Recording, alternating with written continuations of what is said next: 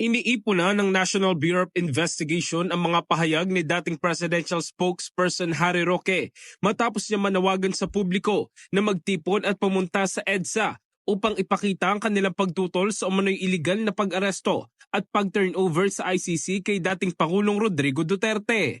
Ayon kay NBI Director Jaime Santiago, posibleng maharap si Roque sa mga kaso gaya ng inciting to sedition dahil sa panghihikayat sa publiko na mag-aklas. Nagtatawag siya ng people power. Lumabas siya dito at mag-lead siya. Pumunta siya una sa EDSA at tawagin niya yung mga tao. Nagtatago siya, tapang-tapang niya. Ang laking kabalbalan niyan. Mag-ingat siya. Abogado siya, alam niya yung sinasabi ko.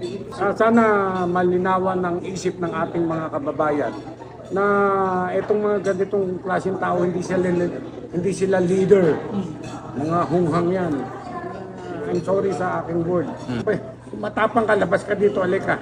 Mensahe naman ni Santiago sa mga taga-suporta ni Duterte, maidadan ito sa maayos na pamamaraan dahil gumagana ang hustisya sa bansa at umiiral na ang kapayapaan ngayon.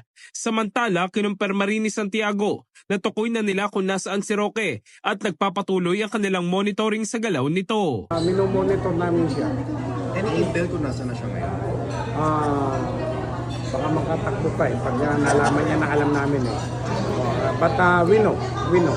In the heart of changing lives, ito si Brigada Jico Custodio ng 105.1 Brigada News of Manila, The Music News Authority.